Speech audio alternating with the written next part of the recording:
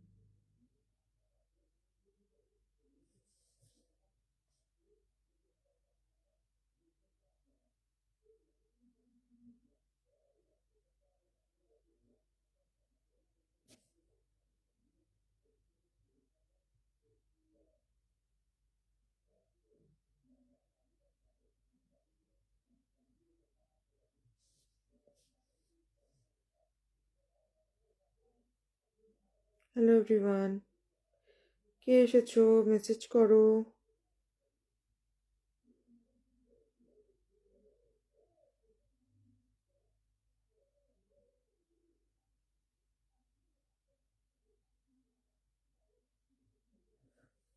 আমার লাইভে কে এসেছো মেসেজ করো।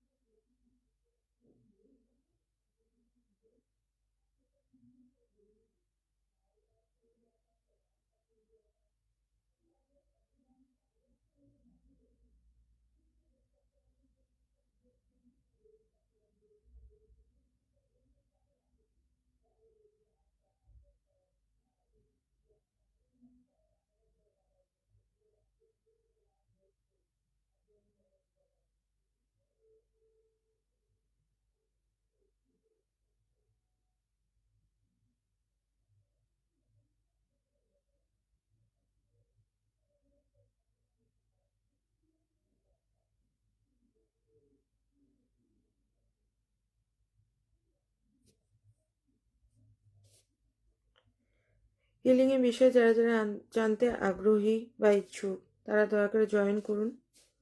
আমি হিলিংয়ের বিষয়ে আজকে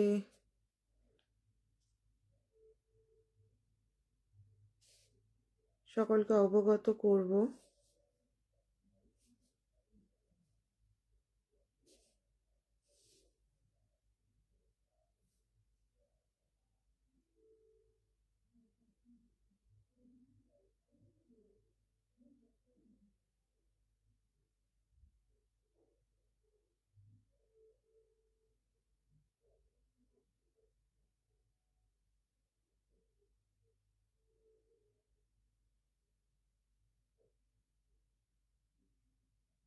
ও প্রদ্যুৎ, কেমন আছো?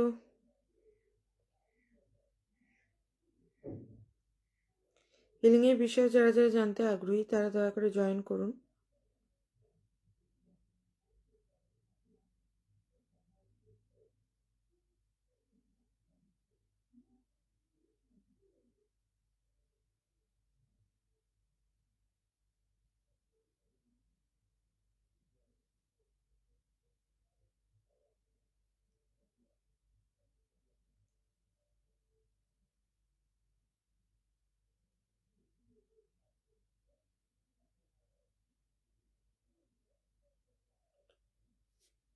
আজকে আমরা ইমোশনাল ওয়েলনেসের ব্যাপারে সব থেকে আগে কথা বলবো। যখন আমরা হিলিং করি কোনো মেডিটেশন প্রসেসের মাধ্যমে, তখন কিন্তু আমরা আমাদের ইমোশনাল লেভেলের সব থেকে আগে হিলিং করি। আমাদের জীবনে ঘটে থাকা কোনো ঘটনার মাধ্যমে যে আমরা ট্রমা পাই, এবং সেই ট্রমা পাওয়ার পর যখন আমরা সেই ট্রমার থেকে বেরোতে পারি না বা সেটাকে ওভারকাম করতে পারি না, সেটাকে সহজেই ওভারকাম করার প্রসেসই হলো হিলিং। এবং হিলিং অনেক রকম হতে পারে। আপনি কোনো কাউন্সিলের কাছে গেলেন, নিজেকে বোঝালেন বা বুঝতে চেষ্টা করলেন, তার কথার মাধ্যমে আপনি কথা শেয়ার করে নিজে অনেকটা রিলিফ পেলেন, এবং সেই হিলার বা কাউন্সিলার বা কোনো লাইফ কোচ আপনাকে কোনো রকমভাবে গাইড করলো, সেইখান থেকে কিন্তু আপনি অনেকটা হিলিং পেয়ে যাবেন। বাট হ্যাঁ, কোনো কোনো সময় এমনও হয়ে থাকে যে কোনো মানুষ এতটাই ট্রমাটাইজ যে সে নিজে এই সিচুয়েশন থেকে বেরোতে পারে না। মূলত আমি বলতে পারি যে যারা নিজের থেকে এই সিচুয়েশন থেকে বেরোতে পারে না, তাদের অন্য কারোর থেকে হিলিং নিতে হতে পারে। হিলিং হলো একটি স্পিরিচুয়াল প্রসেস বা প্র্যাকটিস, যেটা মানুষ নিজেও শিখে করতে পারে বা অন্য কারোর থেকেও সেই হিলিং প্রসেসের মাধ্যমে হিলিং নিতে পারে। এর থেকে আমাদের যে এনার্জি বডি, মানে আমাদের সোল, প্রথমত সোল লেভেলে আমাদের হিলিং হয়, তারপর আমাদের ইমোশনাল লেভেলের পিউরিফিকেশন হয়, তারপরে আমাদের হেলথ লেভেলে কারেকশনও হয়।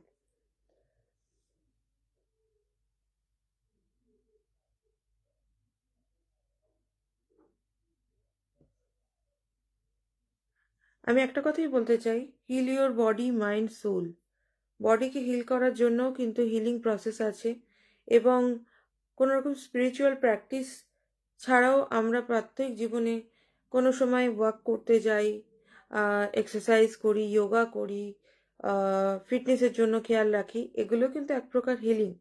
বা কোনো সময় কোথাও গিয়ে চুপচাপ বসে থাকি, ধ্যান করি বা মেডিটেশন করি। মেডিটেশন কেন ইম্পর্টেন্ট? মেডিটেশন আমাদের মনঃসংযোগ বাড়ায়, কিন্তু মনঃসংযোগ বাড়ানোর আগের প্রসেসেও যদি তার থেকেও খারাপ অবস্থায় কেউ থেকে থাকে, তার মনঃসংযোগ বাড়ানোর জন্য সব থেকে আগে তার নিজের এনার্জি বডি, মানে তার সোল, সেটাকে পিউরিফাই করা বা সেটাকে ব্যালেন্স করা, সেই লেভেল এনার্জিকে ব্যালেন্স করার জন্য হিলিং মোস্ট ইম্পর্টেন্ট। তো হিলিং আমাদের অনেক রকমভাবে সাহায্য করে, যেমন আমাদের ফিজিক্যাল বডিকেও অনেকভাবে এনার্জাইজ করে, এবং এটি একটি প্রক্রিয়া যার মাধ্যমে আমরা কিনা আমাদের, হ্যালো মধুমিতা,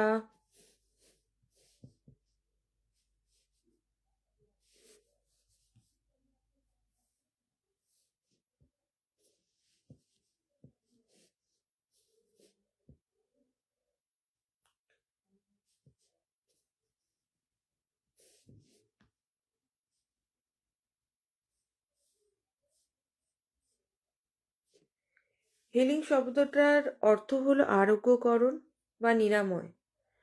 এটা কিন্তু আমাদের মেডিকেল সায়েন্সের মাধ্যমেও হতে পারে। মেডিকেল সায়েন্স কিন্তু মূলত আমাদের আজকালকার প্রাত্যহিক জীবনের একটি অঙ্গ। মেডিকেল সায়েন্সের মাধ্যমেও কিন্তু আরোগ্যকরণ বা হিলিং হয়। সেখানে ডাক্তাররা কাউন্সিলর বা সাইকোলজিস্টের কাছে যেতে বলেন।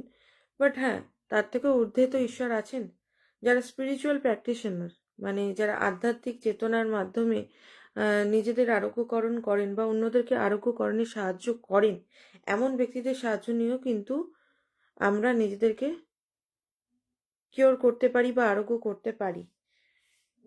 মূলত হিলিং প্রসেস বা মেডিটেশন প্রসেসে কেন প্রয়োজন? দীর্ঘকালীন যারা মানসিক ট্রমার মধ্যে রয়েছে বা কোনো রকম একটা কোনো বিষয় নিয়ে তারা জীবনে থমকে দাঁড়িয়েছে বা সেটাকে ওভারকাম করে এগোতে পারছে না, তাদের জন্য এই মেডিটেশন প্রসেস বা হিলিং প্রসেস ভীষণভাবে গুরুত্বপূর্ণ। হিলিং প্রসেসে আমরা যেটা করে থাকি স্পিরিচুয়াল প্র্যাকটিসেসে, এখানে অনেকগুলি মডেলিটি রয়েছে।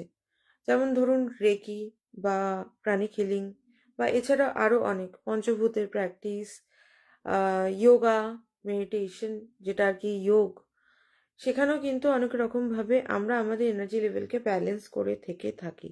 বাট হ্যাঁ, ঈশ্বরের ঊর্ধ্বে তো কেউ নেই। স্পিরিচুয়াল প্র্যাকটিস করা মানে কিন্তু নিজেকে মেডিকেল সায়েন্সের বহির্ভূত করা নয়। মেডিকেল সায়েন্স অবশ্যই আমাদের আজকালকার প্রাত্যহিক জীবনে ইম্পর্টেন্ট, বাট হ্যাঁ, মেডিটেশন হলো এমন একটা প্রক্রিয়া যেটার মাধ্যমে আপনি কিন্তু মাল্টিপল ওয়েতে ভীষণভাবে আহ, উপকৃত হতে পারেন। হিলিং হলো সেই আরোগ্যকরণের একটি প্রক্রিয়া যেখানে কিনা আপনি আপনার নিজের এনার্জি বডিকে, মানে নিজের সোলকে, নিজের ফিজিক্যাল বডিকে, নিজের মনকে আপনি হিল করতে পারেন। নানা রকম মানসিক ট্রমা, বেদনা, যন্ত্রণা, না বলা অনেক কথা, চেপে রাখা কথা, যার জন্য আপনি হয়তো মানসিকভাবে ভীষণ ক্ষতিগ্রস্ত। এবং মানসিকভাবে ক্ষতিগ্রস্ত থাকতে থাকতে মেডিকেল সায়েন্স যেটা বলছে 3 মাসের বেশি সময় যদি আপনি মানসিকভাবে অসুস্থ থাকেন, তার ফলত কিন্তু আপনি ভীষণভাবে যেটা আর কি ফেস করবেন, আপনার ফিজিক্যাল বডি কিন্তু ক্ষতিগ্রস্ত হবে। কেন? এই ফিজিক্যাল বডি ক্ষতিগ্রস্ত হওয়ার পিছনে কি কারণ রয়েছে? ধরুন আপনি মানসিকভাবে বিধ্বস্ত, আপনি কি কোনো খাবার হজম করতে পারেন খেয়ে? রাতে আপনার ঘুম হয় আদেও? আপনি কি ভেতর থেকে ভীষণ পিসফুল ফিল করেন? না। আপনার পিস ব্রেক হয়ে গেছে। আপনার যখন পিস ব্রেক হয়ে গেছে, আপনি কি করে ভালো থাকতে পারেন? সেই ভালো থাকাটা খুব অনিশ্চয়তার মধ্যে চলে যায়। এবং ভালো থাকাটা এই কারণেই ইম্পর্টেন্ট। আজকে আমরা বিরিয়ানি খেলাম, আজকে আমরা খুব ভালো ভালো পঞ্চব্যঞ্জন খেলাম। পঞ্চব্যঞ্জন খেলেই যে আমরা ভালো থাকবো, বেশি বেশি জায়গা ঘুরে বেড়ালে, ফরেন ট্রিপ করলেই যে আমরা ভালো থাকবো, তার কিন্তু কোনো ব্যাপার নেই। মূল ব্যাপার হলো আপনার আত্মা, আপনার লাইফের প্রতি আপনার স্যাটিসফ্যাকশন কতটা রয়েছে, সেটা বেশি ইম্পর্টেন্ট। ইম্পর্টেন্ট হচ্ছে আপনার আপনি ডাল ভাত খেলেন, খেয়েও ভালো থাকলেন, আবার এদিকে বিরিয়ানি খেয়ে ভালো থাকলেন না, সেটা বেশি ইম্পর্টেন্ট। ইম্পর্টেন্ট হলো আপনার পিস, মানে শান্তি, ইনার পিসের লেভেল কি, এবং আপনি মানসিকভাবে কতটা সুস্থ, কতটা হেলদি। সব কিছুই কিন্তু আমাদের চিন্তা ভাবনা করার প্রক্রিয়া। চিন্তা ভাবনা করার প্রক্রিয়া যদি আমাদের পজিটিভ হয়, সেটা কিন্তু আমাদের পজিটিভ লাইফস্টাইল লিড করে এবং পজিটিভ একটি ফিউচার দেয়। এবং যদি আপনি নেগেটিভ চিন্তা ভাবনা করেন যে এটা তো হবে না, এটা তো হচ্ছে না, আমি তো বহু চেষ্টা করেছি, আমি আর পারছি না, কিন্তু সেটাকে কি সম্পূর্ণ আপনি ছেড়ে দিয়েছেন? নাকি সেটা পাওয়ার জন্য প্রত্যেক দিন নিজেকে একটা নেগেটিভ কথা, আমার তো হচ্ছে না, আমি তো পারছি না, আপনি ভীষণভাবে একটা নেগেটিভ থটসের মধ্যে আটকে আছেন। আপনি যদি কোনো কিছু করতে গিয়ে ব্যর্থ হন, সেই জিনিসটাকে সম্পূর্ণই ছেড়ে দিতে হবে ঈশ্বরের হাতে, যে ঈশ্বর আপনিই করুন। সর্বোচ্চতম চেষ্টা করার পর আপনি যদি হেরে যান, মনে করবেন সেই জিনিসটা আপনার জন্যই ছিল না, এবং সেই জিনিসটা যদি আপনার জন্য ছিল, তাহলে আপনার জন্য হয়েই যেত, তাই না? আপনি যতবার চেষ্টা করে পেয়েছেন, কিন্তু তারপরে আর আফসোস করলে চলবে না। আপনাকে মেনে নিতে হবে হয়তো সেই জিনিসটা আপনার জন্য ছিল না, তাই আপনি এগিয়ে চললেন। আর যে জিনিসটা হচ্ছে না, সেটার জন্য আফসোস করে করে বারে বারে প্রত্যেকটা দিন একের পর এক নষ্ট করে ফেলা কিন্তু উচিত নয়। কেন? আমরা কি করি? এই ধরুন আপনি একটা ফ্যাশন ডিজাইনিং এ কোর্স করেছেন। আপনি খুব ভালো একজন নামি দামি ফ্যাশন ডিজাইনার হতে চান, খুব ফেম চান লাইফে। বাট হ্যাঁ, সেটা কি একদিনের একটা জার্নি? কখনোই নয়। একদিনের একটা জার্নি দিয়ে কিন্তু আপনি কখনো বড় ফ্যাশন ডিজাইনার 1-2 বছর কাজ করে হতে পারবেন না। দীর্ঘদিনের একটা প্রচেষ্টার পর আপনি সাকসেস পাবেন। অনেকের লাক থাকে, ভাগ্য থাকে, যে তারা সেই পথে চলে বা সেই পথে কেরিয়ার করে, সেই সেগমেন্টে কেরিয়ার করে হয়তো অনেক বেশি তাড়াতাড়ি সাকসেস পেয়ে যায়। বাট হ্যাঁ, আপনি পাচ্ছেন না বলেই আপনি দুঃখে থাকবেন না, তা কখনোই নয়। সর্বোচ্চতম চেষ্টা করুন, এবং যখন দেখবেন হচ্ছে না, তখন আপনি আইদার কোনো নতুন পন্থা অবলম্বন করুন, যেটাতে আপনার বিজনেস বা আপনার কেরিয়ারকে আরো বেশি এনহ্যান্স করা যায়, অথবা বিজনেস, আপনার যে কেরিয়ার রয়েছে ফ্যাশন ডিজাইনিং এর, সেটার থেকে অন্য কোনো কেরিয়ারও চুজ করতে পারেন, নতুন কোনো আপগ্রেড আনতে পারেন নিজের বিজনেসে বা নিজের কেরিয়ারে। এইটা বলার আমার মূল বক্তব্য, এটা একটা এক্সাম্পল ছিল। আমাদের প্রাত্যহিক জীবনেও কিন্তু আমরা অনেক সময় ভেবে থাকি, যেসব মেয়েদের খুব কম বয়সে বিয়ে হয়ে যায়, বা যেসব ছেলে মেয়েরা কম বয়সে বাবা মাকে হারিয়ে ফেলেন, বা কোনো রকম ফিনান্সিয়াল সাপোর্ট পান না, বা কোনো ভালো গাইড পান না, তাদের জীবনে বিক্ষিপ্ত জীবনযাপন করার একটা বিশেষ কারণ রয়ে গেছে। কেন? এই বিশেষ কারণ রয়ে যাওয়ার পিছনে মূল কারণ হলো তারা সঠিকভাবে গাইডেন্স পায়নি। তারা চিরকাল একটা কম বয়স থেকে স্ট্রাগল করেছে, যখন কিনা তারা মানসিকভাবে একটা শক্ত সামর্থ্য আম, উম, একটা শক্ত সামর্থ্য স্টেজ অবধি পৌঁছে যায়নি, তার আগেই তারা তাদের মাথার ওপরে বড় বৃক্ষটিকে হারিয়ে ফেলেছেন। যেমন ধরুন বাবা বা মা, এমন কোনো ব্যক্তি, বা ফিনান্সিয়াল সাপোর্ট ঠিকভাবে তারা পাননি। এরকম মানুষদের ক্ষেত্রে আমি বলতে পারি আহ তাদের কিন্তু বিক্ষিপ্ত জীবনযাপন করার খুব বেশি সম্ভাবনা রয়েছে। তাদের একটি সঠিক গাইডেন্স ভীষণভাবে প্রয়োজন। এখানে সর্বোচ্চ কথা হলো, কোনো মানুষ যদি তাদেরকে বুঝিয়ে না উঠতে পারে, বা কোনো মানুষকে তাদের যদি সঠিক না মনে হয়, স্পিরিচুয়াল প্র্যাকটিসেসে যান, রেকি শিখুন, এবং রেকি বা অন্য কোনো আহ, যে আরও মোডালিটিস রয়েছে, যেমন প্রাণিক হিলিং, রেকি হিলিং। আমি বেসিক্যালি একজন রেকি হিলার। প্রাণিক হিলিংয়েও আমার কিছু মানে কিছুটা আমার এক্সপিরিয়েন্স রয়েছে। বাট আমি বলতে চাই যে মেডিটেশন, রেকি হিলিংয়ের মাধ্যমে মেডিটেশন, ঈশ্বরের কাছে প্রার্থনা করে রেকি প্রসেস, হিলিং প্রসেসের মাধ্যমে যে মেডিটেশন প্রসেস রয়েছে, তা করলে আপনি 3 থেকে 6 মাসের মধ্যে যত যত কষ্টকরই আপনার সিচুয়েশন হোক না কেন লাইফে, আপনি সেখান থেকে মানসিকভাবে অন্তত বেরোতে শুরু করবেন। আপনার ফিজিক্যাল বডি, মানে আপনার শারীরিক যে অক্ষমতা রয়েছে, তা অনেক অংশেই কিন্তু সংশোধন হতে শুরু করবে। আপনার হাঁটু ব্যথা, আপনার থাইরয়েড, আপনার ঘাড়ের স্পন্ডিলাইসিস, ডাইজেশনের প্রবলেম, আপনার নিদ্রাহীনতা, মানে ঠিক করে রাতে ঘুম হয় না, আপনার মেন্টাল পিস লেভেল যেটা রয়েছে সেটা ঠিকঠাকভাবে মেনটেন নয়, ওয়েল মেনটেন নয়, মানে আপনার মেন্টাল হেলথ নিয়েও ইস্যু রয়েছে। আমি কিন্তু এটা বলছি না যে আপনি পাগল হয়ে উঠেছেন, না, কখনোই নয়। আপনি হয়তো আপনার লাইফে ঘটে থাকা এমন একটা কোনো ইনসিডেন্টের জন্য নিজে কোনোভাবেই সেই জায়গাটাকে অতিক্রম করতে পারছেন না, ওভারকাম করতে পারছেন না। তো সেটার জন্যই এটা বলা যে আপনাকে কিন্তু এমন একটা মেডিটেশন প্রসেস বেছে নিতে হবে, যার মাধ্যমে কিনা আপনি খুব সহজেই ঈশ্বরের হাত ধরে সেই কঠিন পরিস্থিতি বা সেই কঠিন যে ট্রমাটা রয়েছে সেটার থেকে বেরিয়ে আসতে পারেন। তো আমি এরকমই একটা প্র্যাকটিসের কথা আপনাদের সামনে আজকে তুলে ধরছি। Healing process. হিলিং কি? হিলিং অনেকগুলি প্রসেসের মাধ্যমেই হয়, এবং হিলিং আমাদের ভীষণভাবে সাহায্য করে আমাদের বডি, মাইন্ড এবং সোল। মূলত আমাদের মাইন্ড, ঠিক আছে, মূলত আমাদের মাইন্ড, আমাদের থট প্রসেসই কিন্তু আমাদের সবকিছুর মূলে। অনেক কিছু, হ্যাঁ, আমরা আমাদের সোলের সাথে অনেক কিছু জার্নি লিখে নিয়ে আসি, কিন্তু হ্যাঁ, আপনাদের থট প্রসেস যদি স্ট্রং হয় এবং ভীষণভাবে হাই হাই কোয়ালিটির হয়, গুড কোয়ালিটির হয়, তাহলে পজিটিভ মাইন্ডেড হন আপনি, আপনি কিন্তু সব রকম সিচুয়েশনই খুব ইজিলি ওভারকাম করতে পারবেন। কিন্তু যদি আপনার নেগেটিভ থটস বেশি হয়, এবং না আমি এটা পারবো না, আমি তো পাচ্ছি না, এটা তো হচ্ছে না, আপনি যদি ইম্পেশেন্স হন, পেশেন্স আনার জন্য কিন্তু হিলিং প্রসেস খুব ভালো কাজ করে। আহ, এবং এই পেশেন্সের খামতির জন্য কিন্তু ছোট ছোট বাচ্চা, মানে 8 বছর যদি কোনো শিশুরও বয়স হয়ে যায়, সেও কিন্তু হিলিং শিখতে পারে, হিলিং প্রসেসের প্র্যাকটিস করতে পারে লেভেল 1 এবং লেভেল 2 রেকি থেকে। এবং এই হিলিং প্রসেস প্র্যাকটিস করার মাধ্যমে, মেডিটেশন করার মাধ্যমে সেই বাচ্চাটির পড়াশোনার প্রতি মনোসংযোগও কিন্তু বাড়বে। রেকি শুধুমাত্র বাচ্চাদের জন্য নয়, রেকি শেখার বা করার কোনো বয়স নেই। আমি বলতে চাই, যাদের মধ্যেই কিন্তু কোনো রকম ডুয়াল মাইন্ড সেট আপ আছে, আমি কি করব, আমার লাইফ ইনসিকিউরিটিস রয়েছে ভীষণভাবে, ফিনান্সিয়াল ক্রাঞ্চেস ফেস করছেন। ফিনান্সিয়াল ক্রাঞ্চেস কেন ফেস করছেন আপনি? এটাতেও কিন্তু হিলিং আপনাকে ভীষণভাবে হেল্প করতে পারে। এবং আমি বলতে চাই, হিলিং কেন শেখা? Healing not only for your